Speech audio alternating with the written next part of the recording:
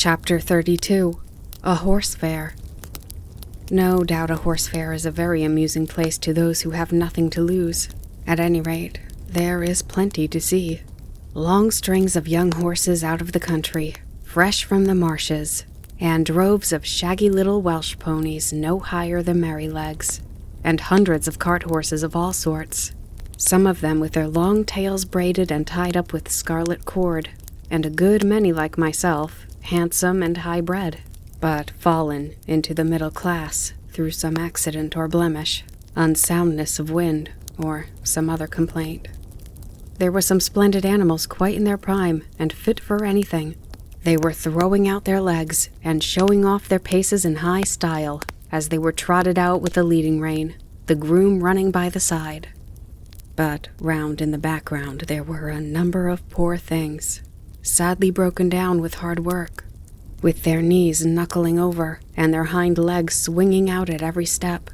And there were some very dejected-looking old horses, with underlip hanging down and the ears lying back heavily, as if there were no more pleasure in life, and no more hope. There were some so thin you might see all their ribs, and some with old sores on their backs and hips. These were sad sights for a horse to look upon. Who knows not but he may come to the same state.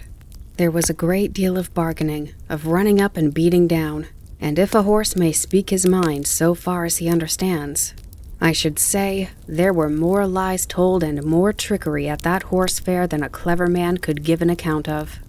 I was put with 2 or 3 other strong, useful-looking horses, and a good many people came to look at us. The gentlemen always turned from me when they saw my broken knees, though the man who had me swore it was only a slip in the stall. The first thing was to pull my mouth open, then to look at my eyes, then feel all the way down my legs, and give me a hard feel of the skin and flesh, and then try my paces. It was wonderful what a difference there was in the way these things were done.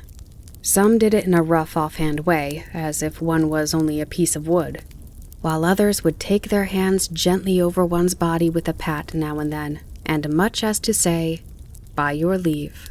Of course, I judged a good deal of the buyers by their manners to myself. There was one man, I thought, if he would buy me, I should be happy. He was not a gentleman, nor yet one of the loud, flashy sort that call themselves so. He was rather a small man, but well-made, and quick in all his motions. I knew in a moment by the way he handled me that he was used to horses.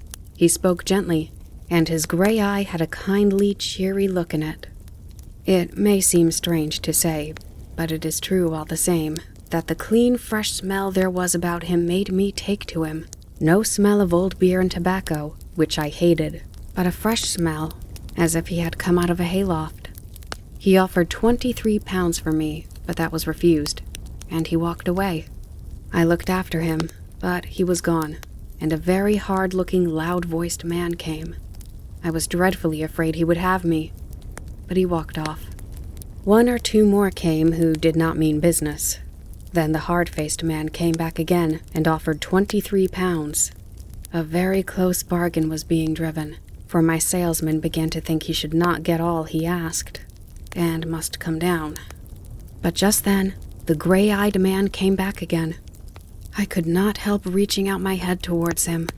He stroked my face kindly. "Well, old chap," he said, "I think we should suit each other. I'll give 24 for him. Say 25 and you shall have him." 24.10, said my friend in a very decided tone, and not another 6 pence. Yes or no? Done, said the salesman. And you may depend upon it, there's a monstrous deal of quality in that horse, and if you want him for cab work, he's a bargain. The money was paid on the spot, and my new master took my halter and led me out of the fair to an inn, where he had a saddle and bridle ready. He gave me a good feed of oats, and stood by while I ate it, talking to himself, and talking to me. Half an hour after, we were on our way to London, through pleasant lanes and country roads, until we came into the great London thoroughfare, on which we travelled steadily, till in the twilight we reached the great city. The gas lamps were already lighted. There were streets to the right and streets to the left and streets crossing each other for mile upon mile. I thought we should never come to the end of them. At last, in passing through one, we came to a long cab stand, when my rider called out in a cheery voice, "Good night, Governor." "Hello," cried a voice. "Have you got a good one?" "I think so," replied my owner. "I wish you luck with him." "Thank you, Governor." And he rode on. We soon turned up one of the side streets, and about halfway up that, we turned into a very narrow street, with rather poor-looking houses on one side, and what seemed to be coach houses and stables on the other. My owner pulled up at one of the houses and whistled. The door flew open, and a young woman, followed by a little girl and boy, ran out. There was a very lively greeting as my rider dismounted. "Now then, Harry, my boy, open the gates, and Mother will bring us the lantern." The next minute, they were all standing round me in a small stable yard. "Is he gentle, Father?" "Yes, Dolly, as gentle as your own kitten. Come and pat him." At once, the little hand was patting about all over my shoulder without fear. How good it felt. "Let me get him the bran mash while you rub him down," said the mother. "Do, Polly, it's just what he wants. And I know you've got a beautiful mash ready for me." "Sausage dumpling and apple turnover," shouted the boy, which set them all laughing. I was led into a comfortable, clean-smelling stall with plenty of dry straw, and after a capital supper, I lay down, thinking I was going to be happy. Chapter 33. A London Cab Horse. My new master's name was Jeremiah Barker, but as everyone called him Jerry, I shall do the same. Polly, his wife, was as good a match as a man could have. She was a plump, trim, tidy little woman with smooth dark hair, dark eyes, and a merry little mouth. The boy was nearly 12 years old, a tall, frank, good-tempered lad, and little Dorothy, Dolly they called her, was her mother over again at 8 years old. They were wonderfully fond of each other. I never knew such a happy, merry family before or since. Jerry had a cab of his own and 2 horses, which he drove and attended to himself. His other horse was a tall, white, rather large-boned animal called Captain. He was old now, but when he was young, he must have been splendid. He had still a proud way of holding his head and arching his neck. In fact, he was a high-breed, fine-mannered, noble old horse, every inch of him. He told me that in his early youth, he went to the Crimean War. He belonged to an officer in the cavalry and used to lead the regiment. I will tell more of that hereafter.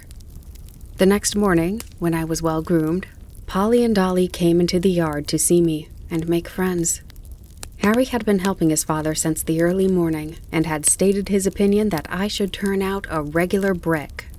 Polly brought me a slice of apple, and Dolly a piece of bread, and made as much of me if I had been the Black Beauty of olden time. It was a great treat to be petted again and talked to in a gentle voice, and I let them see as well as I could that I wished to be friendly.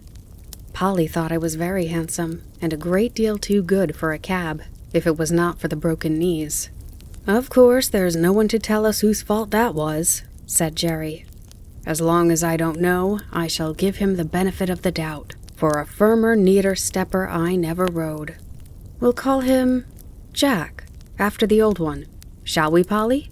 "Do," she said, "for I like to keep a good name going." Captain went out in the cab all morning. Harry came in after school to feed me and give me water. In the afternoon, I was put into the cab. Jerry took as much pains to see if the collar and bridle fitted comfortably as if he had been John Manley over again. When the crupper was let out a hole or two, it all fitted well. There was no check-rein, no curb, nothing but a plain ringing snaffle. What a blessing that was! After driving through the side street, we came to the large cab stand where Jerry had said good night.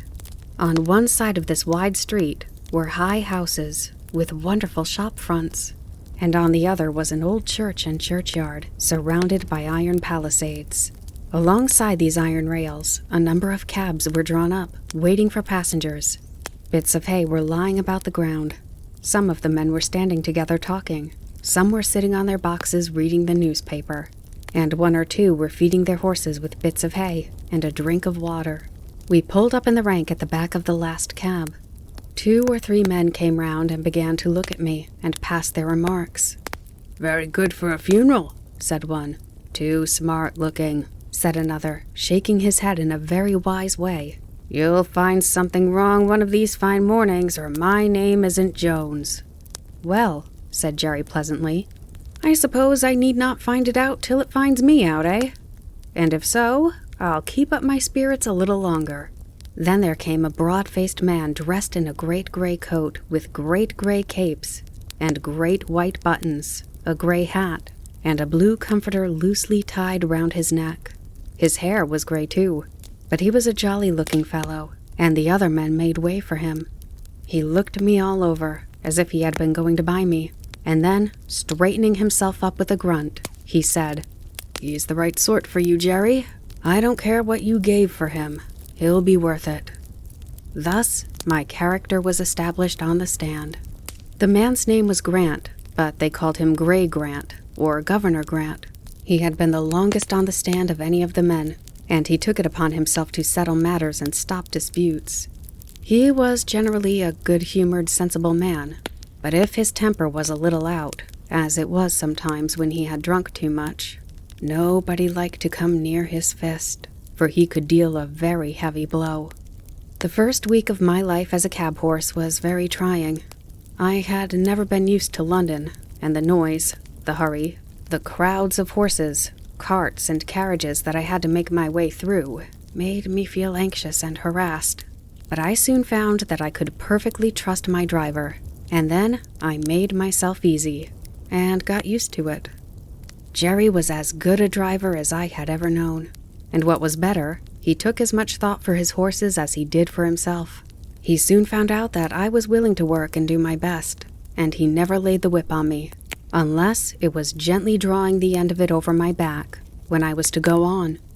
But generally I knew this quite well by the way in which he took up the reins, and I believe his whip was more frequently stuck up by his side than in his hand. In a short time, I and my master understood each other as well as horse and man can do. In the stable, too, he did all for our comfort. The stalls were the old-fashioned style, too much on the slope, but he had 2 movable bars fixed across the back of our stalls, so that at night, and when we were resting, he just took off our halters and put up the bars, and thus we could turn about and stand whichever way we pleased, which is a great comfort. Jerry kept us very clean and gave us as much change of food as he could, and always plenty of it. And not only that, but he always gave us plenty of clean, fresh water, which he allowed to stand by us both day and night, except, of course, when we came in warm. Some people say that a horse ought not to drink all he likes, but I know if we are allowed to drink when we want it, we drink only a little at a time, and it does us a great deal more good than swallowing down half a bucketful at a time, because we have been left without till we were thirsty and miserable. Some grooms will go home to their beer and leave us for hours with our dry hay and oats, and nothing to moisten them. Then, of course, we gulp down too much at once, which helps to spoil our breathing and sometimes chills our stomachs. But the best thing we had here was our Sundays for rest. We worked so hard during the week that I do not think we could have kept it up but for that day. Besides, we had then time to enjoy each other's company. It was on these days that I learned my companion's history. Chapter 34. An Old War Horse. Captain had been broken in and trained for an army horse. His first owner was an officer of cavalry going out of the Crimean War. He said he quite enjoyed the training with all the other horses, trotting together, turning together to the right hand or the left, halting at a word of command, or dashing forward at full speed at the sound of the trumpet or signal of the officer. He was, when young, a dark, dappled iron gray, and considered very handsome. His master, a young, high-spirited gentleman, was very fond of him, and treated him from the very first with the greatest care and kindness. He told me he thought the life of an army horse was very pleasant, but when it came to being sent abroad, over the sea in a great ship, he almost changed his mind. "That part of it," said he, "was dreadful. Of course, we could not walk off the land into the ship, so we were obliged to put strong straps under our bodies, and then we were lifted off our legs in spite of our struggles, and were swung through the air over the water to the deck of the great vessel. There we were placed in small, close stalls, and never for a long time saw the sky or were able to stretch our legs. The ship sometimes rolled about in high winds, and we were knocked about and felt bad enough. However, at last it came to an end, and we were hauled up and swung over again to the land. We were very glad, and snorted and neighed for joy when we once more felt firm ground under our feet. We soon found that the country we had come to was very different from our own, and that we had many hardships to endure besides the fighting. But many of the men were so fond of their horses that they did everything they could to make them comfortable in spite of snow, wet, and all things out of order. "But what about the fighting?" said I. "Was not that worse than anything else?" "Well," said he, "I hardly know. We always liked to hear the trumpet sound and to be called out, and were impatient to start off, though sometimes we had to stand for hours, waiting for the word of command. And when the word was given, we used to spring forward as gaily and eagerly as if there were no cannonballs, bayonets, or bullets. I believe, so long as we felt our rider firm in the saddle and his hand steady on the bridle, not one of us gave way to fear, not even when the terrible bombshells whirled through the air and burst into 1,000 pieces. I, with my noble master, went into many actions together without a wound, and though I saw horses shot down with bullets, pierced through with lances, and gashed with fearful saber cuts, though we left them dead on the field or dying in the agony of their wounds, I don't think I feared for myself. My master's cheery voice, as he encouraged his men, made me feel as if he and I could not be killed. I had such perfect trust in him that while he was guiding me, I was ready to charge up to the very cannon's mouth. I saw many brave men cut down, many fall mortally wounded from their saddles. I heard the cries and groans of the dying. I had cantered over ground slippery with blood, and frequently had to turn aside to avoid trampling on wounded men or horse. But until one dreadful day, I had never felt terror. That day I shall never forget. Here, old Captain paused for a while and drew a long breath. I waited, and he went on. It was one autumn morning, and as usual, an hour before daybreak, our cavalry had turned out, ready caparisoned for the day's work, whether it might be fighting or waiting. The men stood by their horses waiting, ready for orders. As the light increased, there seemed to be some excitement amongst the officers, and before the day was well begun, we heard the firing of the enemy's guns. Then one of the officers rode up and gave the word for the men to mount, and in a second, every man was in his saddle, and every horse stood expecting the touch of the rein or the pressure of his rider's heels, all animated, all eager. But still, we had been trained so well that except by the champing of our bits and the restive tossing of our heads from time to time, it could not be said that we stirred. My dear master and I were at the head of the line, and as all sat motionless and watchful, he took a little stray lock of my mane, which had turned over on the wrong side, laid it over on the right, and smoothed it down with his hand. Then, patting my neck, he said, "We shall have a day of it today, Bayard, my beauty, but we'll do our duty as we have done." He stroked my neck that morning more, I think, than he had ever done before, quietly on and on, as if he were thinking of something else. I loved to feel his neck on my hand, and arched my chest proudly and happily. But I stood very still, for I knew all his moods, and when he liked me to be quiet, and when gay. I cannot tell all that happened on that day, but I will tell the last charge that we made together. It was across a valley right in front of the enemy's cannon.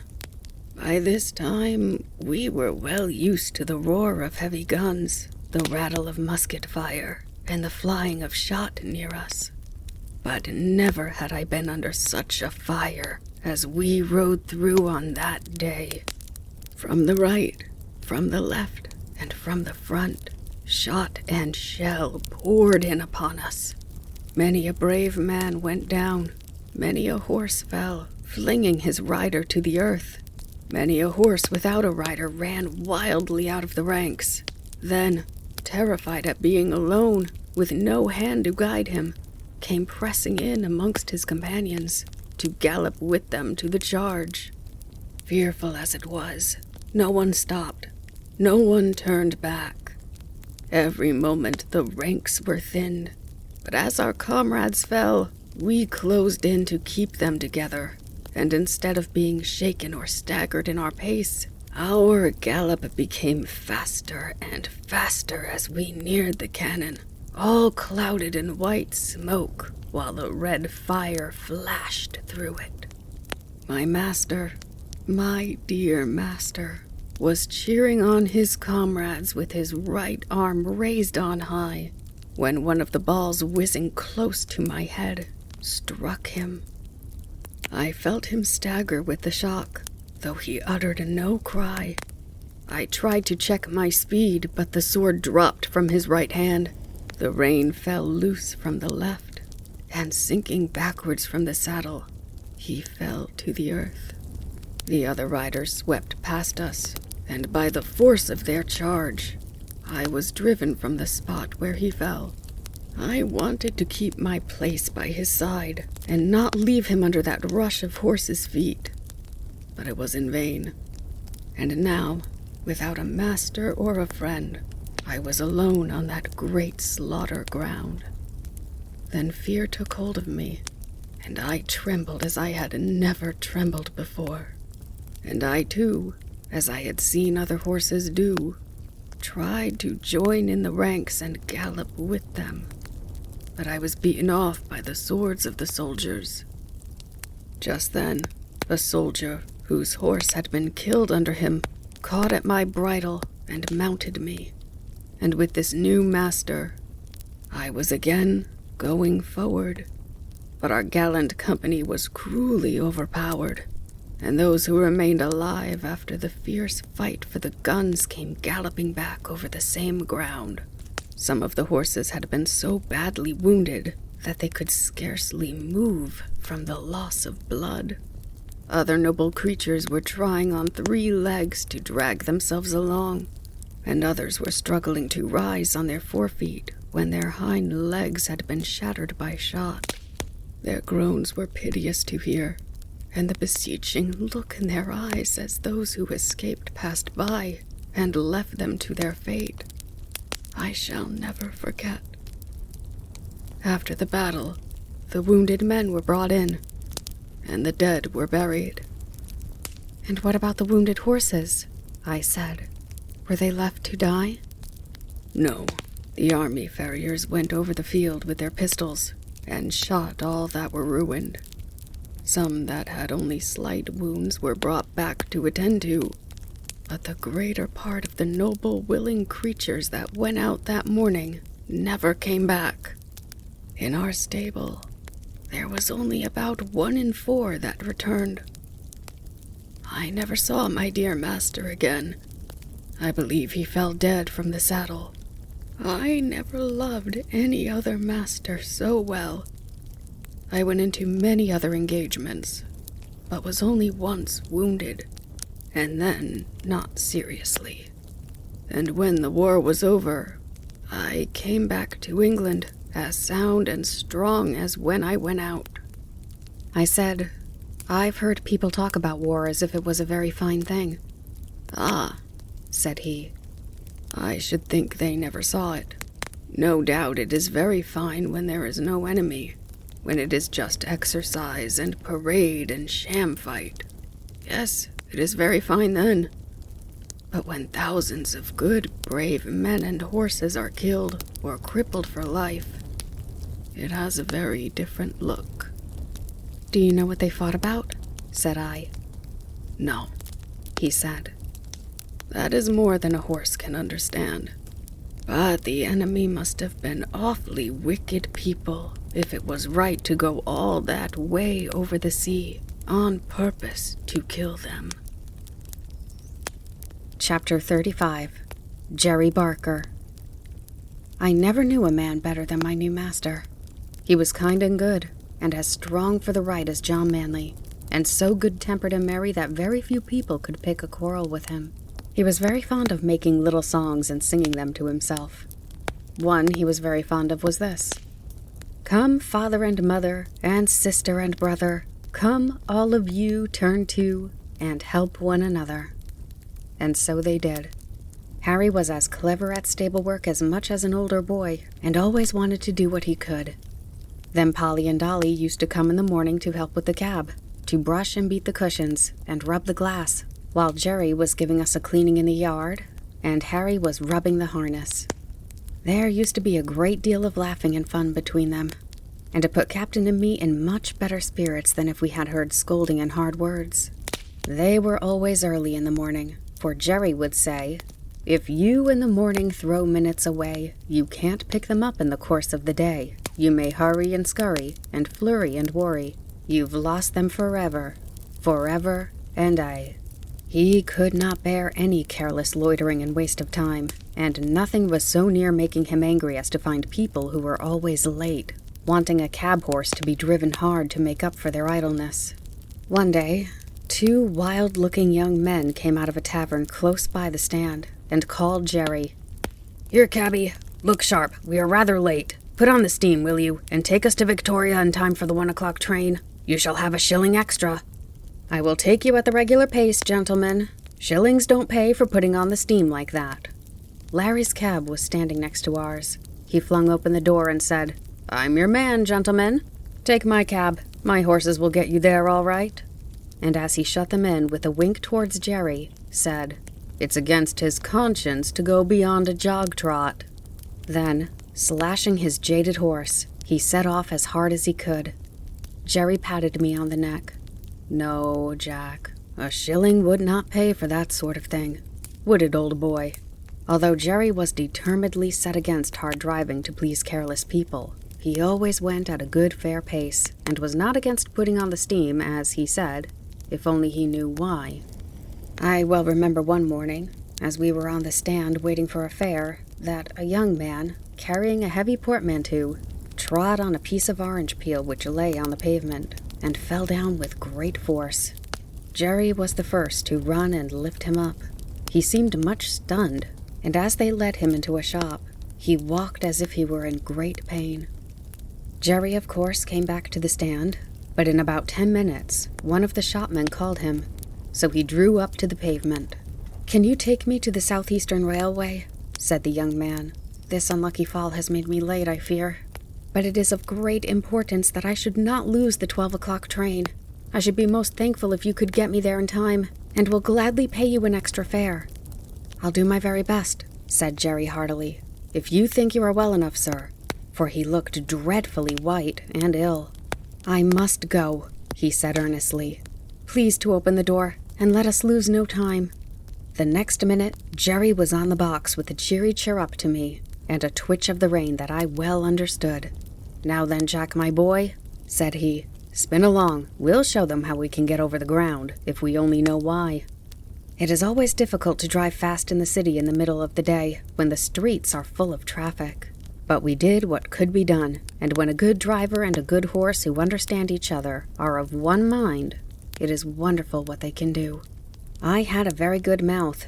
That is, I could be guided by the slightest touch of the rein, and that is a great thing in London amongst carriages, omnibuses, carts, vans, trucks, cabs, and great wagons creeping along at a walking pace. Some going one way, some another, some going slowly, others wanting to pass them, omnibuses stopping short every few minutes to take up a passenger, obliging the horse that is coming behind to pull up too, or to pass and get before them. Perhaps you try to pass, but just then something else comes dashing in through the narrow opening, and you have to keep in behind the omnibus again.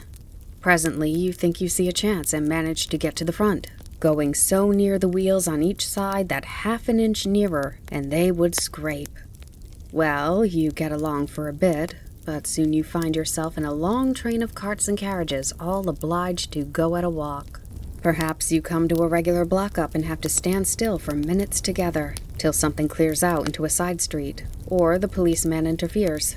You have to be ready for any chance, to dash forward if there be an opening, and to be quick as a rat dog to see if there be room, and if there be time, lest you get your own wheels locked or smashed, or the shaft of some other vehicle run into your chest or shoulder. All this is what you have to be ready for, if you want to get through London fast in the middle of the day. It wants a deal of practice. Jerry and I were used to it, and no one could beat us at getting through when we were set upon it. I was quick and bold, and could always trust my driver. Jerry was quick and patient at the same time, and could trust his horse, which was a great thing too. He very seldom used the whip. I knew by his voice and his click-click when he wanted to go on fast, and by the rein where I was to go, so there was no need for whipping. But I must go back to my story. The streets were very full that day, but we got on pretty well as far as the bottom of Cheapside, where there was a block for 3 or 4 minutes. The young man put his head out and said anxiously, "I think I had better get out and walk. I shall never get there if this goes on." "I'll do all that can be done, sir," said Jerry. "I think we shall be in time. This block-up cannot last much longer, and your luggage is very heavy for you to carry, sir." Just then, the cart in front of us began to move on, and then we had a good turn. In and out we went, as fast as horse flesh could do it, and for a wonder had a good clear time on London Bridge, for there was a whole train of cabs and carriages all going our way at a quick trot, perhaps wanting to catch that very train. At any rate, we whirled into the station with many more, just as the great clock pointed to 8 minutes to 12 o'clock. "Thank God we are in time," said the young man. "And thank you too, my friend, and your good horse. You have saved me more than money can ever pay for. Take this half-crown." "No, sir, no. Thank you all the same. So glad we hit the time, sir. But don't stay now, sir. The bell is ringing. Here, porter, take this gentleman's luggage. Dover line, 12 o'clock train. That's it." And without waiting for another word, Jerry wheeled me round to make room for other cabs that were dashing up at the last minute, and drew up on one side till the crush was past. "So glad," he said. "So glad. Poor young fellow. I wonder what it was that made him so anxious." Jerry often talked to himself quite loud enough for me to hear when we were not moving. On Jerry's return to the rank, there was a good deal of laughing and chaffing at him for driving hard to the train for an extra fare, as they said, all against his principles, and they wanted to know how much he had pocketed. "A good deal more than I generally get," said he, nodding slyly. "What he gave me will keep me in little comforts for several days." "Gammon," said one. "He's a humbug," said another, "preaching to us and then doing the same himself." "Look here, mates," said Jerry. "The gentleman offered me half a crown extra, but I didn't take it. 'Twas quite pay enough for me to see how glad he was to catch that train. And if Jack and I choose to have a quick run now and then, to please ourselves, that's our business, and not yours." "Well," said Larry, "you'll never be a rich man." "Most likely not," said Jerry. "But I don't know that I shall be the less happy for that. I have heard the commandments read a great many times, and I never noticed that any of them said, 'Thou shalt be rich.' And there are a good many curious things said in the New Testament about rich men that I think would make me feel rather queer if I was one of them." "If you ever do get rich," said Governor Grant, looking over his shoulder across the top of his cab, "you'll deserve it, Jerry, and you won't find a curse come with your wealth. As for you, Larry, you'll die poor. You'll spend too much in whipcord." "Well," said Larry, "what is a fellow to do if his horse won't go without it?" "You never take the trouble to see if he will go without it. Your whip is always going as if you had the Saint Vitus dancing in your arm, and if it does not wear you out, it wears your horse out. You know you are always changing your horses. And why? Because you never give them any peace or encouragement." "Well, I have not had good luck," said Larry. "That's where it is." "And you never will," said the governor. "Good luck is rather particular who she sides with, and mostly prefers those who have got common sense and a good heart. At least that is my experience." Governor Grant turned round again to his newspaper, and the other men went to their cabs. Chapter 36. The Sunday Cab. One morning, as Jerry had just put me into the shafts and was fastening the traces, a gentleman walked into the yard. "Your servant, sir," said Jerry. "Good morning, Mr. Barker," said the gentleman. "I should be very glad to make some arrangements with you for taking Mrs. Briggs regularly to church on Sunday mornings. We go to the new church now, and that is rather further than she can walk." "Thank you, sir," said Jerry, "but I have taken out a 6 days license, and therefore I could not take a fare on Sunday. It would not be legal." A few years since, the annual charge for a cab license was very much reduced, and the difference between the 6 and 7 days cab was abolished. "Oh," said the other, "I did not know yours was a 6 days cab, but of course it would be very easy to alter your license. I would see that you did not lose by it. The fact is, Mrs. Briggs very much prefers you to drive her." "I should be glad to oblige the lady, sir, but I had a 7 days license once, and the work was too hard for me, and too hard for my horses. Year in and year out, not a day's rest, and never a Sunday with my wife and children, and never able to go to a place of worship, which I had always been used to do before I took to the driving box. So, for the last 5 years, I have only taken a 6 days license, and I find it better all the way round." "Well, of course," replied Mr. Briggs. "It is very proper that every person should have rest, and be able to go to church on Sundays. But I should have thought you would not have minded such a short distance for the horse, and only once a day. You would have all the afternoon and evening for yourself, and we are very good customers, you know." "Yes, sir, that is true, and I am grateful for all the favors, I am sure. And anything that I could do to oblige you or the lady I should be proud and happy to do. But I can't give up my Sunday, sir. Indeed I can't. I read that God made man, and he made horses and all the other beasts, and as soon as he had made them, he made a day of rest, and bade that all should rest 1 day in 7. And I think, sir, he must have known what was good for them, and I am sure it is good for me. I am stronger and healthier altogether now that I have a day of rest. The horses are fresh too, and do not wear up nearly so fast. The 6-day drivers tell me all the same, and I have laid more money in the savings banks than ever I did before. And as for the wife and children, sir, why, heart alive, they would not go back to the 7 days for all they could see." "Oh, very well," said the gentleman. "Don't trouble yourself, Mr. Barker, any further. I will inquire somewhere else." And he walked away. "Well," says Jerry to me, "we can't help it, Jack, old boy. We must have our Sundays." "Polly," he shouted. "Polly, come here." She was there in a minute. "What is this all about, Jerry?" "Why, my dear, Mr. Briggs wants me to take Mrs. Briggs to church every Sunday morning. I say I only have a 6 days license. He says, get a 7 days license, and I'll make it worth your while. And you know, Polly, they are very good customers to us. Mrs. Briggs often goes out shopping for hours or making calls, and then she pays down fair and honorable like a lady. There's no beating down or making 3 hours into 2 hours and a half, as some folks do. And it is easy for the horses. Not like tearing along to catch trains for people that are always a quarter of an hour too late. And if I don't oblige her in this matter, it is very likely we shall lose them altogether. What do you say, little woman?" "I say, Jerry," says she, speaking very slowly, "I say if Mrs. Briggs would give you a sovereign every Sunday morning, I would not have you a 7 days cabman again. We have known what it was to have no Sundays, and now we know what it is to call them our own.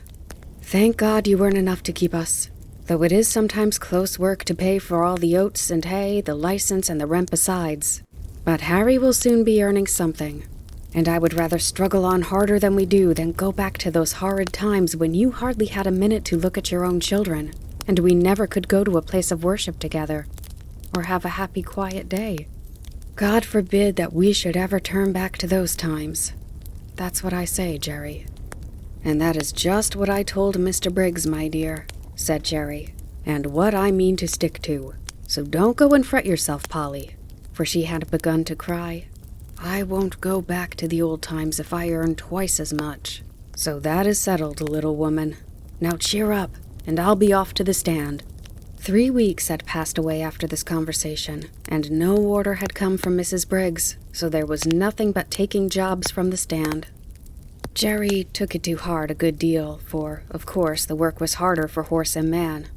But Polly would always cheer him up and say, "Never mind, father, never mind. Do your best and leave the rest. 'Twill all come right some day or night." It soon became known that Jerry had lost his best customer. And for what reason? Most of the men said he was a fool, but 2 or 3 took his part. "If working men don't stick to their Sunday," said Truman, "they'll soon have none left. It is every man's right and every beast's right. By God's law we have a day of rest, and by the law of England we have a day of rest. And I say we ought to hold to the rights these laws give us and keep them for our children." "All very well for you religious chaps to talk so," said Larry, "but I'll turn a shilling when I can. I don't believe in religion, for I don't see that your religious people are any better than the rest." "If they are not better," put in Jerry, "it is because they are not religious. You might as well say that our country's laws are not good because some people break them. If a man gives way to his temper, and speaks evil of his neighbor, and does not pay his debts, he is not religious. I don't care how much he goes to church. If some men are shams and humbugs, that does not make religion untrue. Real religion is the best and truest thing in the world, and the only thing that can make a man really happy, or make the world any better." "If religion was good for anything," said Jones, "it would prevent your religious people from making us work on Sundays, as you know many of them do, and that's why I say religion is nothing but a sham. Why, if it was not for the church and the chapel-goers, it would hardly be worth our while coming out on a Sunday. But they have their privileges, as they call them, and I go without. I shall expect them to answer for my soul, if I can get a chance of saving it." Several of the men applauded this, till Jerry said, "That may sound well enough, but it won't do. Every man must look after his own soul. You can't lay it down at another man's door like a foundling and expect him to take care of it. And don't you see, if you are always sitting on your box waiting for a fare, they will say, 'If we don't take him, someone else will, and he does not look for any Sunday.' Of course, they don't go to the bottom of it, or they would see if they never came for a cab, it would be no use your standing there. But people don't always like to go to the bottom of things. It may not be convenient to do it, but if you Sunday drivers would all strike for a day of rest, the thing would be done." "And what would all the good people do if they could not get their favorite preachers?" said Larry. "'Tis not for me to lay down plans for other people," said Jerry. "But if they can't walk so far, they can go to what is nearer. And if it should rain, they can put on their mackintoshes as they do on a weekday. If a thing is right, it can be done. And if it is wrong, it can be done without.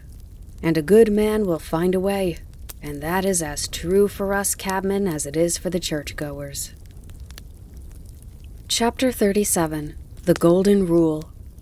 2 or 3 weeks after this, as we came into the yard rather late in the evening, Polly came running across the road with the lantern. She always brought it to him if it was not very wet. "It has all come right, Jerry. Mrs. Briggs sent her servant this afternoon to ask you to take her out tomorrow at 11 o'clock. I said yes, I thought so, but we supposed she'd employed someone else now." "Well," said he, "the real fact is Master was put out because Mr. Barker refused to come on Sundays. And he has been trying other cabs, but there's something wrong with them all.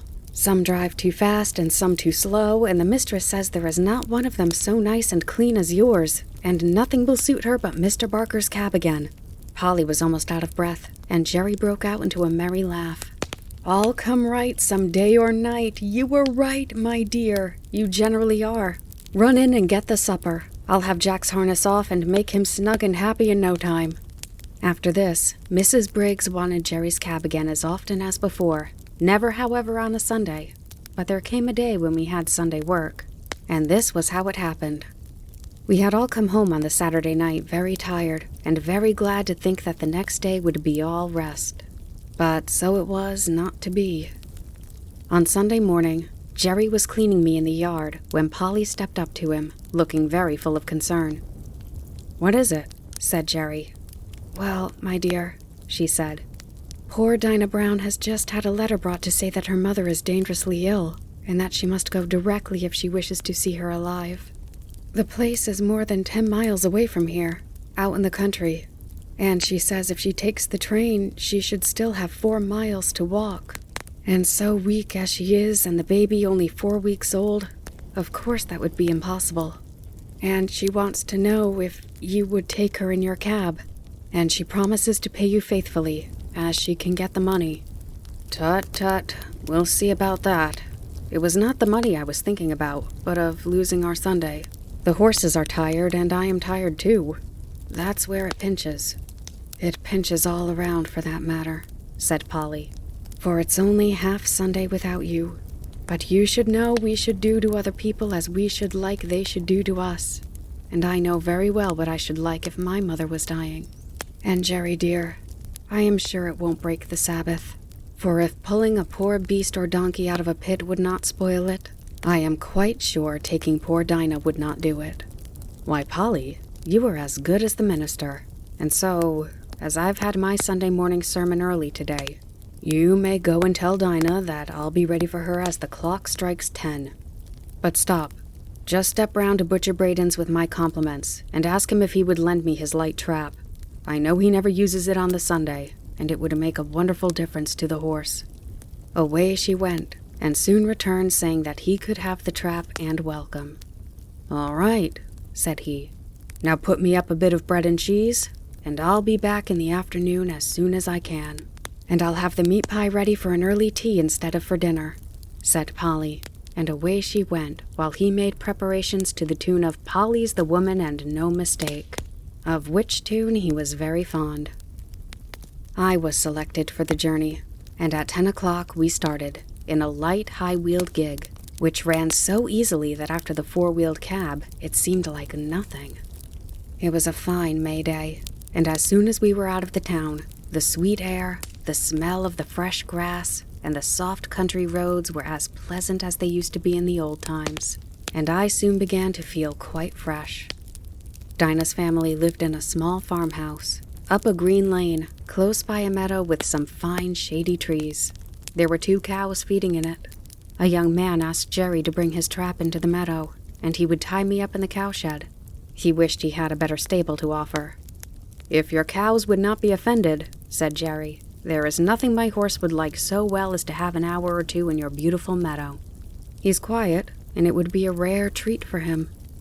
"Do, and welcome," said the young man. "The best we have is at your service for your kindness to my sister. We shall be having some dinner in an hour, and I hope you'll come in, though with Mother so ill we are all out of sorts in the house." Jerry thanked him kindly, but said he had some dinner with him. There was nothing he should like so well as walking about in the meadow. When my harness was taken off, I did not know what I should do first, whether to eat the grass or roll on my back or lie down and rest or have a gallop across the meadow out of sheer spirits at being free. And I did all by turns. Jerry seemed to be quite as happy as I was. He sat down by a bank under a shady tree and listened to the birds. Then he sang to himself and read out of the little brown book he is so fond of. Then wandered round the meadow and down by a little brook where he picked the flowers and the hawthorn and tied them up with long sprigs of ivy. Then he gave me a good feed of the oats which he had brought with him. But the time seemed all too short. I had not been in a field since I left poor Ginger at Earlshall. We came home gently, and Jerry's first words were as we came into the yard, "Well, Polly, I have not lost my Sunday after all, for the birds were singing hymns in every bush, and I joined in the service, and as for Jack, he was like a young colt." When he handed Dolly the flowers, she jumped about for joy. Chapter 38. Dolly and a Real Gentleman. Winter came in early with a great deal of cold and wet. There was snow or sleet or rain almost every day for weeks, changing only for keen driving winds or sharp frosts. The horses all felt it very much. When it is a dry cold, a couple of thick rugs will keep the warmth in us, but when it is soaking rain, they soon get wet through and are no good. Some of the drivers had a waterproof cover to throw over, which was a fine thing, but some of the men were so poor that they could not protect either themselves or their horses, and many of them suffered very much that winter. When we horses had worked half the day, we went to our dry stables and could rest, while they had to sit on their boxes, sometimes staying out as late as 1 or 2 o'clock in the morning if they had a party to wait for. When the streets were slippery with frost or snow, that was the worst of all for us horses. 1 mile of such traveling with a weight to draw and no firm footing would take more out of us than 4 on a good road. Every nerve and muscle of our bodies is on the strain to keep our balance. And added to this, the fear of falling is more exhausting than anything else. If the roads are very bad indeed, our shoes are roughed, but that makes us feel nervous at first. When the weather was very bad, many of the men would go and sit in the tavern close by and get someone to watch for them. But they often lost a fare in that way, and could not, as Jerry said, be there without spending money. He never went to the Rising Sun. There was a coffee shop near where he now and then went. Or he bought off an old man who came to our ranks with tins of hot coffee and pies. It was of his opinion that spirits and beer made a man colder afterwards, and that dry clothes, good food, cheerfulness, and a comfortable wife at home were the best things to keep a cabman warm. Polly always supplied him with something to eat when he could not get home, and sometimes he would see little Dolly peeping from the corner of the street to make sure if Father was on the stand. If she saw him, she would run off at full speed and soon come back with something in a tin or basket, some hot soup or pudding that Polly had ready. It was wonderful how such a little thing could get safely across the street, often thronged with horses and carriages. But she was a brave little maid, and it felt quite an honor to bring Father's first course, as he used to call it. She was a general favorite on the stand, and there was not a man who would not have her seen safely across the street if Jerry had not been able to do it. One cold, windy day, Dolly had brought Jerry a basin of something hot and was standing by him while he ate. He had scarcely begun when a gentleman walking toward us very fast held up his umbrella. Jerry touched his hat in return, gave the basin to Dolly, and was taking off my cloth, when the gentleman hastening up cried out, "No, no, finish your soup, my friend. I have not much time to spare, but I can wait till you have done and set your little girl safe on the pavement." So saying, he seated himself in the cab. Jerry thanked him kindly and came back to Dolly. "There, Dolly, that's a gentleman. That's a real gentleman, Dolly. He has got time and thought for the comfort of a poor cabman and a little girl." Jerry finished his soup, set the child across, and then took his orders to drive to Clapman Rise. Several times after that, the same gentleman took our cab. I think he was very fond of dogs and horses, for whenever we took him to his own door, 2 or 3 dogs came bounding out to meet him. Sometimes he came round and patted me, saying in his quiet, pleasant way, "This horse has got a good master, and he deserves it." It was a very rare thing for anyone to notice the horse that had been working for him. I've known ladies to do it now and then, and this gentleman, and 1 or 2 others have given me a pat and a kind word. But 99 out of 100 would as soon think of patting the steam engine that drew the train. This gentleman was not young, and there was a forward stoop in his shoulders as if he was always going at something. His lips were thin and close shut, though he had a very pleasant smile. His eye was keen, and there was something in his jaw and the motion of his head that made one think he was very determined in anything he set about. His voice was pleasant and kind. Any horse would trust that voice, though it was just as decided as everything else about him. One day, he and another gentleman took our cab. They stopped at a shop, and while his friend went in, he stood at the door. A little ahead of us on the other side of the street, a cart with 2 very fine horses was standing before some wine vaults. The carter was not with them, and I cannot tell how long they had been standing, but they seemed to think they had waited long enough and began to move off. Before they had gone many paces, the carter came running out and caught them. He seemed furious at their having moved, and with whip and rein punished them brutally, even beating them about the head. Our gentleman saw it all, and stepping quickly across the street, said in a decided voice, "If you don't stop that directly, I'll have you arrested for leaving your horses, and for brutal conduct." The man, who had clearly been drinking, poured forth some abusive language, but he left off knocking the horses about, and taking the reins, got into his cart. Meantime, our friend had quietly taken a notebook from his pocket, and looking at the name and address painted on the cart, he wrote something down. "What do you want with that?" growled the carter as he cracked his whip and was moving on. A nod and a grim smile was the only answer he got. On returning to the cab, our friend was joined by his companion, who said laughingly, "I should have thought. Right. You had enough business of your own to look after without troubling yourself about other people's horses and servants."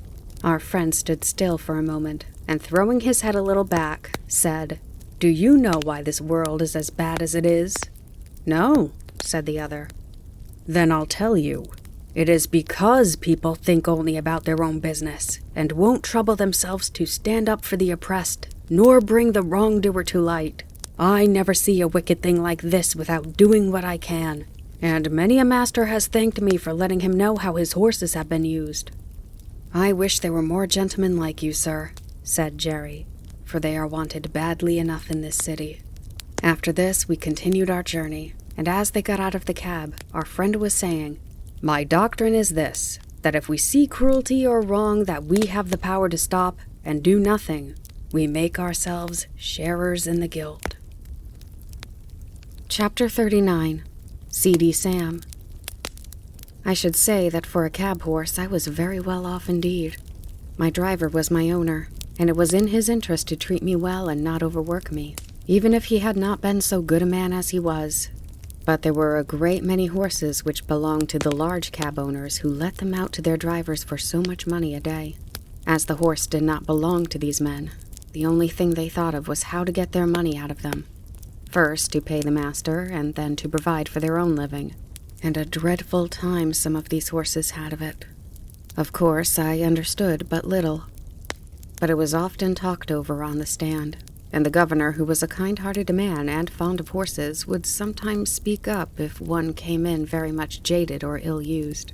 One day, a shabby, miserable-looking driver who went by the name of Seedy Sam brought in his horse looking dreadfully beat, and the governor said, "You and your horse look more fit for the police station than for this rank." The man flung his tattered rug over the horse, turned full around upon the governor, and said in a voice that sounded almost desperate, "If the police have any business with the matter, it ought to be with the master who charged us so much, or with the fares that are fixed so low. If a man has to pay 18 shillings a day for the use of a cab and 2 horses, as many of us have to do in this season, and must make that up before we earn a penny ourselves, I say 'tis more than hard work. 9 shillings a day to get out of each horse before you begin to get your own living. You know that's true, and if the horses don't work, we must starve, and I and my children have known what that is before now. I've 6 of them, and only one earns anything. I am on the stand 14 or 16 hours a day, and I haven't had a Sunday these 10 or 12 weeks. You know Skinner never gives a day if he can help it. And if I don't work hard, tell me who does. I want a warm coat and a mackintosh, but with so many to feed, how can a man get it? I had to pledge my clock a week ago to pay Skinner, and I shall never see it again." Some of the other drivers stood round nodding their heads and saying he was right. The man went on, "You that have your own horses and cabs or drive for good masters have a chance of getting on and a chance of doing right. I haven't. We can't charge more than a 6 pence a mile after the first within the 4-mile radius. This very morning I had to go a clear 6 miles and only took 3 shillings. I could not get a return fare and had to come all the way back. There's 12 miles for the horse and 3 shillings for me. After that I had a 3-mile fare, and there were bags and boxes enough to have brought in a good many 2 pences if they had been put outside. But you know how people do. All that could be piled up inside on the front seat were put in, and 3 heavy boxes went on the top. That was 6 pence, and the fare 1 and 6 pence. Then I got a return for a shilling. Now that makes 18 miles for the horse and 6 shillings for me. There's 3 shillings still for that horse to earn, and 9 shillings for the afternoon horse before I touch a penny. Of course it is not always so bad as that, but you know it often is. And I say 'tis a mockery to tell a man that he must not overwork his horse, for when a beast is downright tired, there's nothing but the whip that will keep his legs a-going. You can't help yourself. You must put your wife and children before the horse. The master must look to that. We can't. I don't ill-use my horse for the sake of it. None of you can say I do. There's wrong lays somewhere. Never a day's rest. Never a quiet hour with the wife and children. I often feel like an old man, though I'm only 45. You know how quick some of the gentry are to suspect us of cheating and overcharging. Why, they stand with their purses in their hands, counting it over to a penny, and looking at us as if we were pickpockets. I wish some of them had to go and sit on my box 16 hours a day and get a living out of it, and 18 shillings besides. And that's in all weathers. They would not be so uncommon particular never to give us a sixpence over, or to cram all the luggage inside. Of course, some of them tip us pretty handsome now and then, or else we could not live. But you can't depend upon that. The men who stood round much approved this speech, and one of them said, "It is desperate hard, and if a man sometimes does what is wrong, it is no wonder. And if he gets a dram too much, who's to blow him up?" Jerry had taken no part in this conversation, but I never saw his face look so sad before. The governor had stood with both hands in his pockets. Now he took a handkerchief out of his hat and wiped his forehead. "You've beaten me, Sam," he said, "for it is all true, and I won't cast it upon you any more about the police. It was the look in that horse's eye that came over me. It is hard lines for a man, and it is hard lines for a beast, and who's to mend it? I don't know. But anyway, you might tell that poor beast that you were sorry to take him in that way. Sometimes a kind word is all we can give 'em, poor brutes, and 'tis wonderful what they do understand." A few mornings after this talk, a new man came to the stand with Sam's cab. "Hello," said one. "What's up with Seedy Sam?" "He's ill in bed," said the man. "He was taken last night in the yard and could scarcely crawl home. His wife sent a boy this morning to say his father was in high fever and could not get out, so I'm here instead." The next morning, the same man came again. "How's Sam?" inquired the governor. "He's gone," said the man. "What, gone? You don't mean to say he's dead?" "Just snuffed out," said the other. "He died at 4 o'clock this morning. All yesterday he was raving about Skinner, and having no Sundays. I never had a Sunday's rest." These were his last words. No one spoke for a while, and then the governor said, "I'll tell you what, mates. This is a warning for us." Chapter 40. Poor Ginger. One day while our cab and many others were waiting outside one of the parks where a band was playing, a shabby old cab drove up beside ours. The horse was an old, worn-out chestnut with an ill-kept coat and bones that showed plainly through it. The knees knuckled over, and the forelegs were very unsteady. I had been eating some hay, and the wind rolled a little lock of it that way, and the poor creature put out her long, thin neck and picked it up, and then turned and looked about for more. There was a hopeless look in the dull eye that I could not help noticing. And then, as I was thinking where I had seen that horse before, she looked full at me and said, "Black Beauty? Is that you?" It was Ginger, but how she changed! The beautifully arched and glossy neck was now straight and lank and fallen in. The clean, straight legs and delicate fetlocks were swelled. The joints were grown out of shape with hard work. The face, that was once so full of spirit and life, was now full of suffering, and I could tell by the heaving of her sides and her frequent cough how bad her breath was. Our drivers were standing together a little way off, so I sidled up to her a step or two, that we might have a little quiet talk. It was a sad tale that she had to tell. After a 12 months' run off at Earl Shall, she was considered to be fit for work again, and was sold to a gentleman. For a little while she got on very well, but after a longer gallop than usual, the old strain returned, and after being rested and doctored, she was again sold. In this way she changed hands several times, but always getting lower down. And so at last, said she, I was bought by a man who keeps a number of cabs and horses and lets them out. You look well off, and I am glad of it, but I could not tell you what my life has been. When they found out my weakness, they said I was not worth what they gave for me, and that I must go into one of the low cabs and just be used up. That is what they are doing, whipping and working with never one thought of what I suffer. They paid for me and must get it out of me, they say. The man who hires me now pays a deal of money to the owner every day, and so he has to get it out of me too. And so it's all the week, round and round, with never a Sunday's rest. I said, "You used to stand up for yourself if you were ill-used." "Ah," said she, "I did once, but it's no use. Men are strongest, and if they are cruel and have no feeling, there is nothing that we can do but just bear it. Bear it on and on to the end. I wish the end was come. I wish I was dead. I have seen dead horses, and I am sure they do not suffer pain. I wish I may drop down dead at my work, and not be sent off to the knackers." I was very much troubled, and I put my nose up to hers, but I could say nothing to comfort her. I think she was pleased to see me, for she said, "You are the only friend I ever had." Just then her driver came up, and with a tug at her mouth, backed her out of the line and drove off, leaving me very sad indeed. A short time after this, a cart with a dead horse in it passed our cab stand.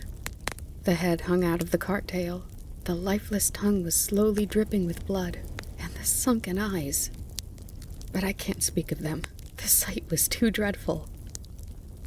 It was a chestnut horse with a long, thin neck. I saw a white streak down the forehead. I believe it was Ginger. I hoped it was, for then her troubles would be over. If men were more merciful, they would shoot us before we came to such misery. Chapter 41. The Butcher. I saw a great deal of trouble amongst the horses in London, and much of it might have been prevented by a little common sense. We horses do not mind hard work if we are treated reasonably, and I am sure there are many driven by quite poor men who have a happier life than I had when I used to go to the Countess carriage with my silver-mounted harness and high feeding. It often went to my heart to see how the little ponies were used, straining along with some heavy loads or staggering under heavy blows from some low, cruel boy. Once I saw a little gray pony with a thick mane and a pretty head, and so much like a Merrylegs that if it had not been for the harness, I should have neighed to him. He was doing his best to pull a heavy cart, while a strong, rough boy was cutting him under the belly with his whip and chucking cruelly at his little mouth. Could it be Merrylegs? It was just like him, but then Mr. Bloomfield was never to sell him, and I think he would not do it. But this might have been quite as good a little fellow, and had as happy a place when he was young. I often noticed the great speed at which the butcher's horses were made to go, though I did not know why it was so till one day when we had to wait some time in St. John's Wood. There was a butcher's shop next door, and as we were standing, a butcher's cart came dashing up at a great pace. The horse was hot and much exhausted. He hung his head down, while his heaving sides and trembling legs showed how hard he had been driven. The lad jumped out of the cart and was getting the basket when the master came out of the shop much displeased. After looking at the horse, he turned angrily to the lad. "How many times shall I tell you not to drive in this way? You ruined the last horse and broke his wind, and you are going to ruin this one in the same way. If you were not my own son, I would dismiss you on the spot. It is a disgrace to have a horse brought to the shop in a condition like that. You are liable to be taken up to the police for such driving, and if you are, you need not look to me for bail, for I have spoken to you till I'm tired. You must look out for yourself." During this speech, the boy had stood by, sullen and dogged, but when his father ceased, he broke out angrily. It wasn't his fault, and he wouldn't take the blame. He was only going by orders all the time. "You always say, 'Now be quick, now look sharp,' and when I go to the houses, one wants a leg of mutton for an early dinner, and I must be back with it in a quarter of an hour. Another cook had forgotten to order the beef. I must go and fetch it and be back in no time, or the mistress will scold. And the housekeeper says they have company coming unexpectedly and must have some chops sent up directly. And the lady at number 4 in the Crescent never orders her dinner till the meat comes in for lunch. And it's nothing but hurry, hurry all the time. If the gentry would think of what they want and order their meat the day before, there need not be this blow-up." "I wish to goodness they would," said the butcher. "'Twould save me a wonderful deal of harass, and I could suit my customers much better if I knew beforehand. But there, what is the use of talking? Whoever thinks of a butcher's convenience or a butcher's horse. Now then, take him in and look to him well. Mind he does not go out again today, and if anything else is wanted, you must carry it yourself in the basket." With that, he went in, and the horse was led away. But all boys are not cruel. I have seen some as fond of their pony or donkey as if they had been a favorite dog, and the little creatures have worked away as cheerfully and willingly for their young drivers as I worked for Jerry. It may be hard work sometimes, but a friend's hand and voice make it easy. There was a young coster boy who came up our street with greens and potatoes. He had an old pony, not very handsome, but the cheerfulest and pluckiest little thing I ever saw, and to see how fond those two were of each other was a treat. The pony followed his master like a dog, and when he got into his cart, would trot off without a whip or a word, and rattle down the street as merrily as if it had come out of the Queen's stables. Jerry liked the boy, and called him Prince Charlie, for he said he would make a king of drivers someday. There was an old man, too, who used to come up our street with a little coal cart. He wore a coal heaver's hat and looked rough and black. He and his old horse used to plod together along the street, like two good partners who understood each other. The horse would stop of his own accord at the doors where they took coal of him. He used to keep one ear bent towards his master. The old man's cries could be heard up the street long before he came near. I never knew what he said, but the children called him Old Bar-hoo, for it sounded like that. Polly took her coal of him and was very friendly, and Jerry said it was a comfort to think how happy an old horse might be in a poor place. Chapter 42. The Election. As we came into the yard one afternoon, Polly came out. "Jerry, I've had Mr. B here asking about your vote, and he wants to hire your cab for the election. He will call for an answer." "Well, Polly, you may say that my cab will be otherwise engaged. I should not like to have it pasted over with the great bills. And as to making Jack and Captain race about the public houses to bring up half-drunken voters, why, I think 'twould be an insult to the horses. No, I shan't do it." "I suppose you'll vote for the gentleman? He said he was of your politics." "He is in some things, but I shall not vote for him, Polly. You know what his trade is?" "Yes." "Well, a man who gets rich by that trade may be all very well in some ways, but he is blind as to what working men want. I could not in my conscience send him up to make the laws. I dare say they'll be angry, but every man must do what he thinks to be best for his country." On the morning before the election, Jerry was putting me into the shafts when Dolly came into the yard sobbing and crying, with her little blue frock and white pinafore spattered over with mud. "Why, Dolly, what is the matter?" "Those naughty boys," she sobbed, "have thrown dirt all over me and called me a little raga. "They called her a little blue ragamuffin, Father," said Harry, who ran in looking very angry. "But I have given it to them. They won't insult my sister again. I have given them a thrashing they will remember, a set of cowardly, rascally orange blackguards." Jerry kissed the child and said, "Run into Mother, my pet, and tell her I think you had better stay home today and help her." Then, turning gravely to Harry, "My boy, I hope you will always defend your sister and give anybody who insults her a good thrashing. That is how it should be. But mind, I won't have any election blackguarding on my premises. There are as many blue blackguards as there are orange, and as many white as there are purple, or any other color, and I won't have any of my family mixed up with it. Even women and children are ready to quarrel for the sake of a color, and not 1 in 10 of them knows what it is about." "Why, Father, I thought blue was for liberty." "My boy, liberty does not come from colors. They only show party, and all liberty you can get out of them is liberty to get drunk at other people's expense, liberty to ride to the poll in a dirty old cab, liberty to abuse anyone that does not wear your color, and to shout yourself hoarse at what you only half understand. That's your liberty." "Oh, Father, you are laughing." "No, Harry, I am serious, and I am ashamed to see how men go on that ought to know better. An election is a very serious thing. At least it ought to be, and every man ought to vote according to his conscience, and let his neighbor do the same." Chapter 43. A Friend in Need. At last came the election day. There was no lack of work for Jerry and me. First came a stout, puffy gentleman with a carpet bag. He wanted to go to the Bishopgate station. Then we were called by a party who wished to be taken to the Regent's Park. And next, we were wanted in a side street where a timid, anxious old lady was waiting to be taken to the bank. There we had to stop to take her back again. And just as we had set her down, a red-faced gentleman with a handful of papers came running up out of breath. And before Jerry could get down, he had opened the door, popped himself in, and called out, "Bow Street Police Station, quick!" So off we went with him, and after another turn or two, we came back. There was no other cab on the stand. Jerry put on my nose bag, for as he said, we must eat when we can on such days as these.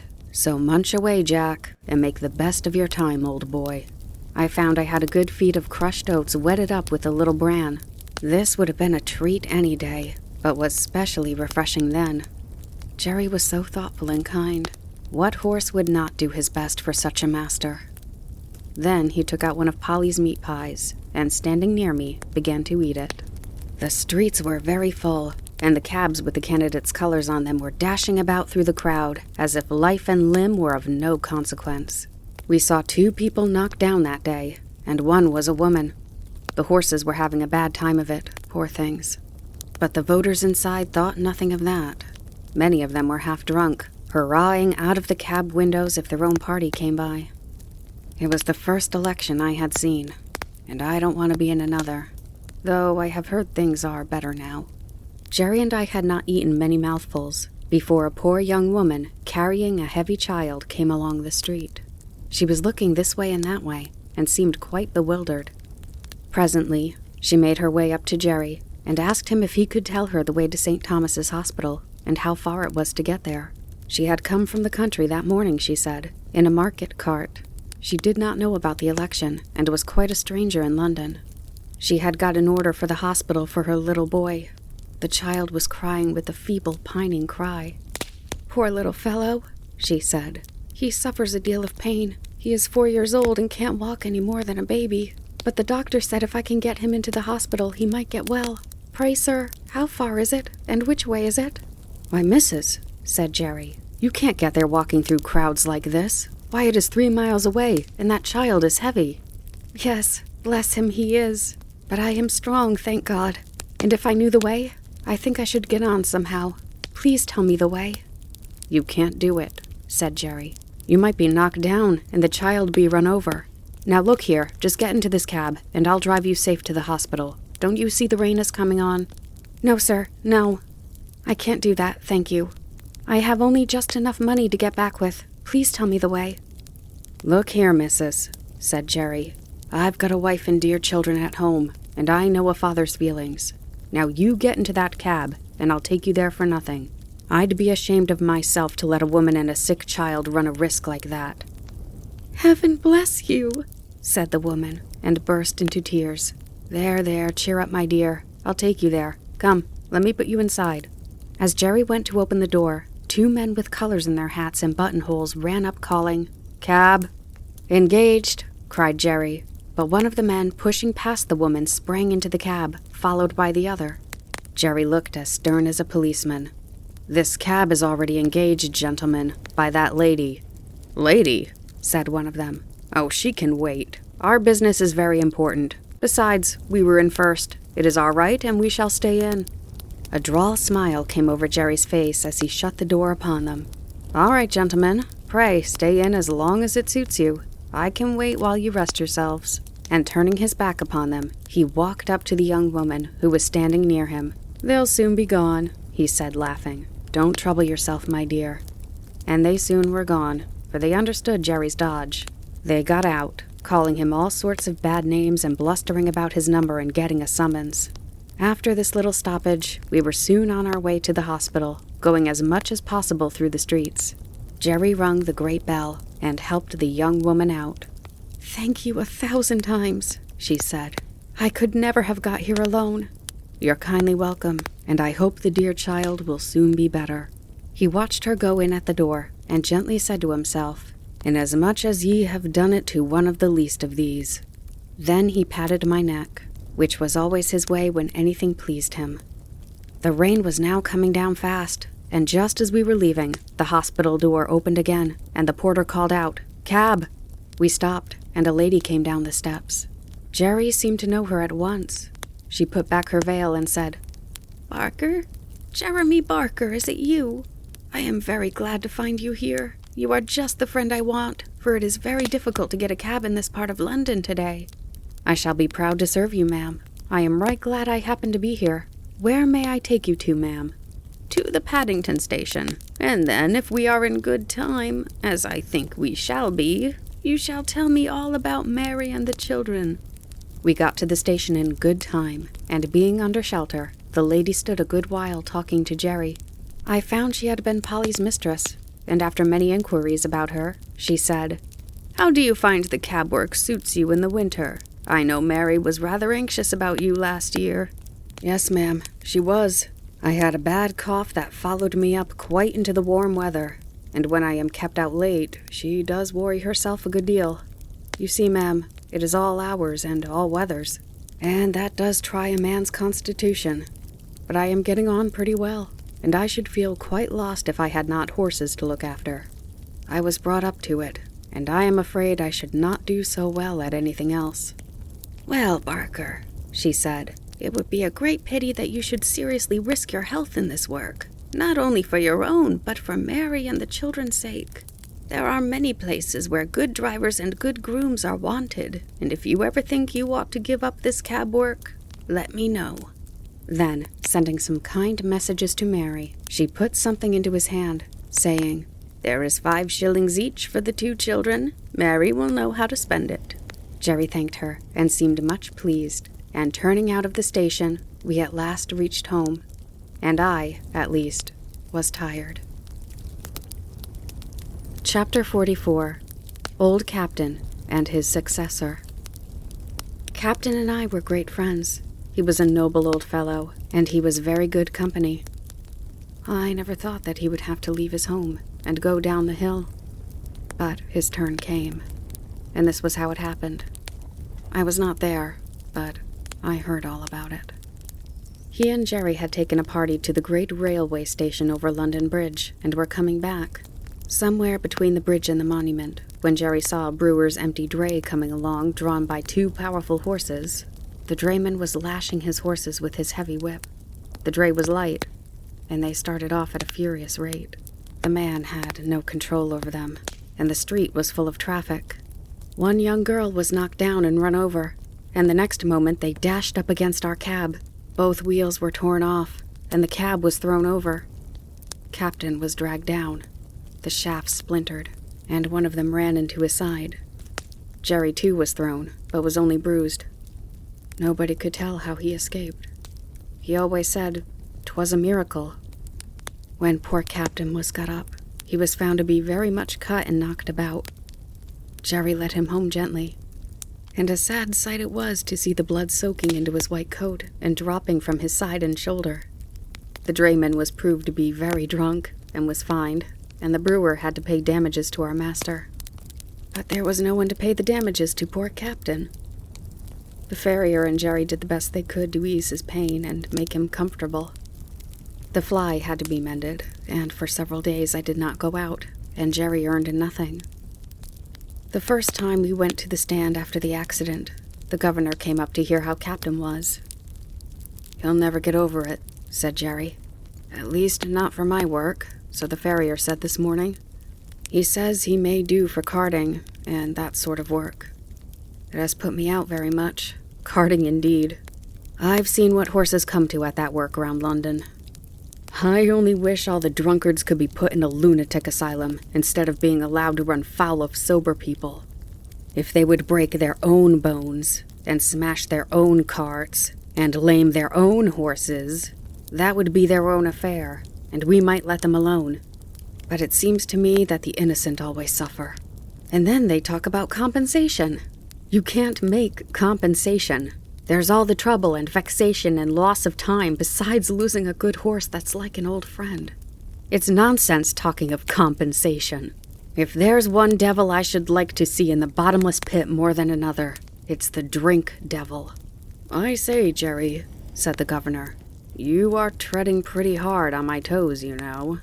I'm not so good as you are, more shame to me. I wish I was." "Well," said Jerry, Why don't you cut with it, Governor? You are too good a man to be a slave of such a thing. I'm a great fool, Jerry, but I tried once for 2 days, and I thought I should have died. How did you do? I had hard work at it for several weeks, you see. I never did get drunk, but I found that I was not my own master, and that when the craving came on, it was hard work to say no. I saw that one of us must knock under, the drink devil or Jerry Barker, and I said that it should not be Jerry Barker. God helping me. But it was a struggle, and I wanted all the help I could get, for till I tried to break the habit, I did not know how strong it was. But then Polly took such pains that I should have good food, and when the craving came on, I used to get a cup of coffee, or some peppermint, or read a bit in my book, and that was help to me. Sometimes I had to say over and over to myself, give up the drink or lose your soul, give up the drink or break Polly's heart. But thanks be to God and my dear wife, my chains were broken, and now, for 10 years, I have not tasted a drop, and never wish for it. I've a great mind to try at it, said Grant, for 'tis a poor thing not to be one's own master. Do, Governor, do. You'll never repent it. And what a help it would be for some of the poor fellows in our ranks if they saw you do without it. I know there's 2 or 3 would like to keep out of that tavern if they could. At first, Captain seemed to do well, but he was a very old horse, and it was only his wonderful constitution and Jerry's care that kept him up at the cab work so long. Now he broke down very much. The farrier said he might mend up enough to sell for a few pounds, but Jerry said no. A few pounds got by selling a good old servant into hard work and misery would canker all the rest of his money, and he thought the kindest thing he could do for the fine old fellow would be to put a sure bullet through his head, and then he would never suffer more, for he did not know where to find a kind master for the rest of his days. The day after this was decided. Harry took me to the forge for some new shoes. When I returned, Captain was gone. I and the family all felt it very much. Jerry had now to look for another horse, and he soon heard of one through an acquaintance who was under groom in a nobleman's stables. He was a valuable young horse, but he had run away, smashed into another carriage, flung his lordship out, and so cut and blemished himself that he was no longer fit for a gentleman's stables, and the coachman had orders to look around and sell him as well as he could. I can do with high spirits, said Jerry, if a horse is not vicious or hard-mouthed. There is not a bit of vice in him, said the man. His mouth is very tender, and I think myself that was the cause of the accident. You see, he had just been clipped, and the weather was bad, and he had not had exercise enough, and when he did go out, he was as full of spring as a balloon. Our governor, the coachman I mean, had harnessed him in as tight and strong as he could, with the martingale, and the check-rein, a very sharp curb, and the reins put in at the bottom bar. It is my belief that it made the horse mad, being tender in the mouth and so full of spirit. Likely enough. I'll come and see him, said Jerry. The next day, Hotspur, that was his name, came home. He was a fine brown horse without a white hair in him, as tall as Captain, with a very handsome head, and only 5 years old. I gave him a friendly greeting by way of good fellowship, but did not ask him any questions. The first night he was very restless. Instead of lying down, he kept jerking his halter rope up and down through the ring, and knocking the block about against the manger till I could not sleep. However, the next day, after 5 or 6 hours in the cab, he came in quiet and sensible. Jerry patted and talked to him a good deal, and very soon they understood each other, and Jerry said that with an easy bit and plenty of work, he would be as gentle as a lamb, and that it was an ill wind that blew nobody good, for if his lordship had lost 100-guinea favorite, the cabman had gained a good horse with all his strength in him. Hotspur thought it a great come-down to be a cab horse, and was disgusted at standing in the rank. But he confessed to me at the end of the week that an easy mouth and a free hand made up for a great deal. And after all, the work was not so degrading as having one's head and tail fastened to each other at the saddle. In fact, he settled in well, and Jerry liked him very much. Chapter 45. Jerry's New Year.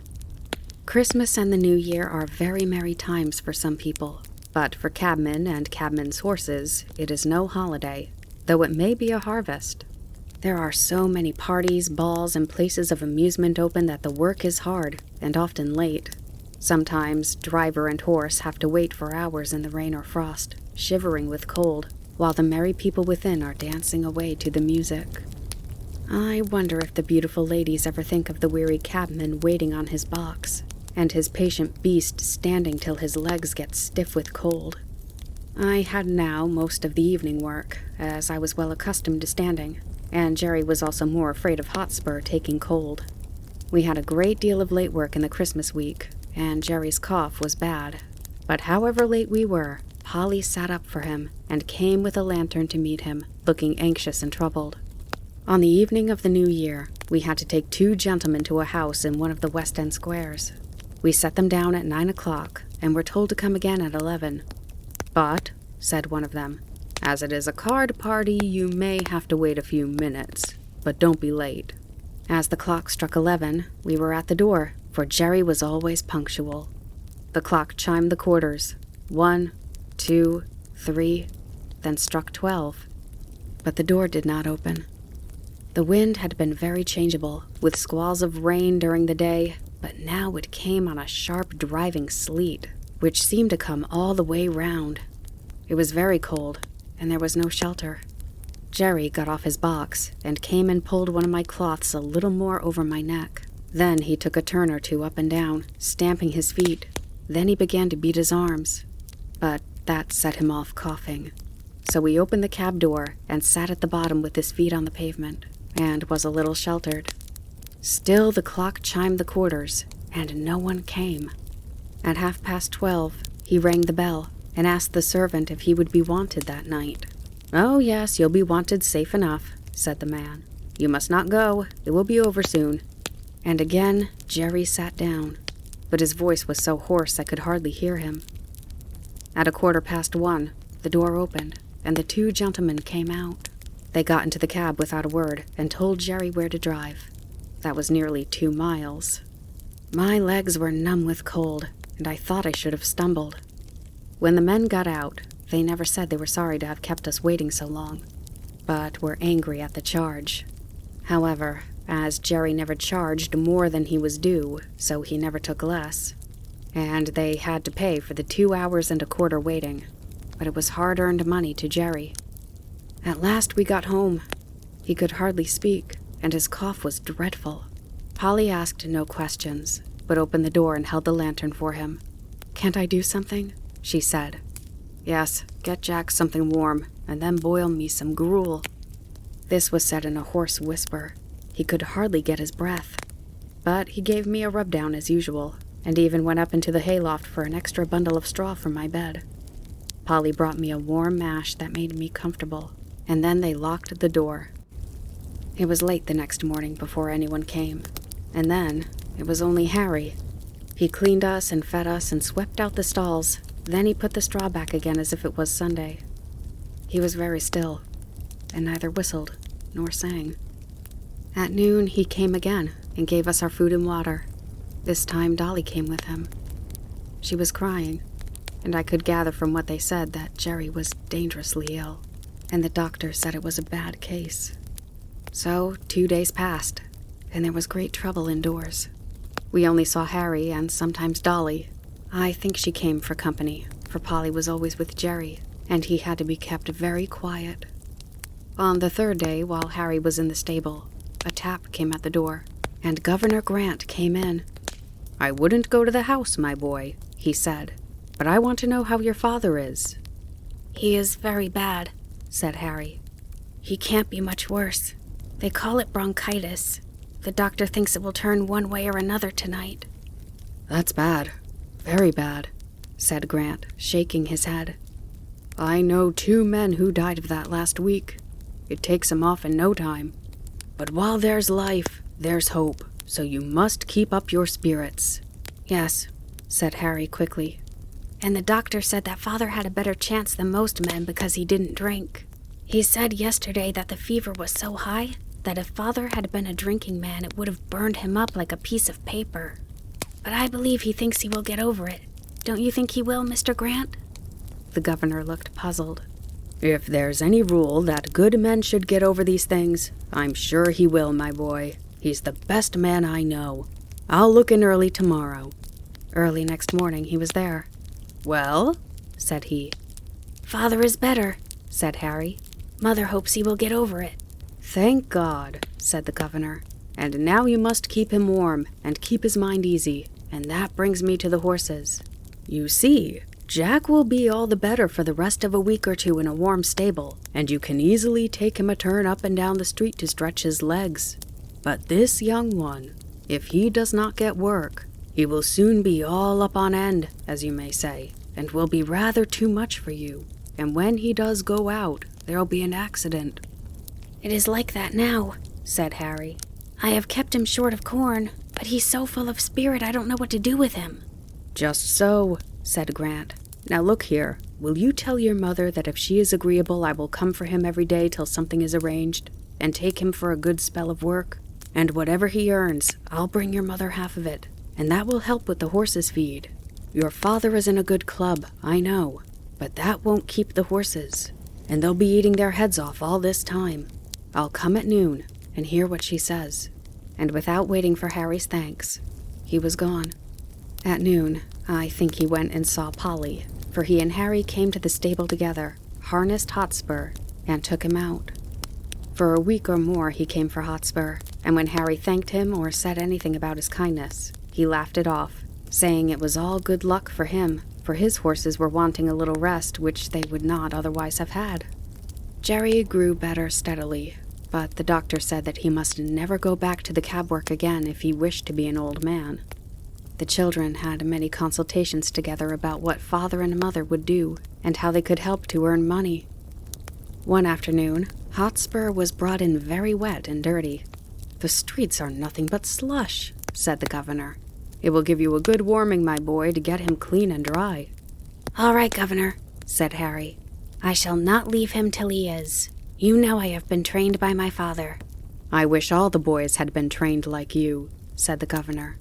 While Harry was sponging off the mud from Hotspur's body and legs, Dolly came in, looking very full of something. "Who lives at Fairstowe, Harry? Mother has got a letter from Fairstowe. She seemed so glad and ran upstairs to Father with it." "Don't you know? Why, it is the name of Mrs. Fowler's place, Mother's old mistress, you know. The lady that Father met last summer who sent you and me 5 shillings each." "Oh, Mrs. Fowler! Of course I know all about her. I wonder what she is writing to Mother about." "Mother wrote to her last week," said Harry.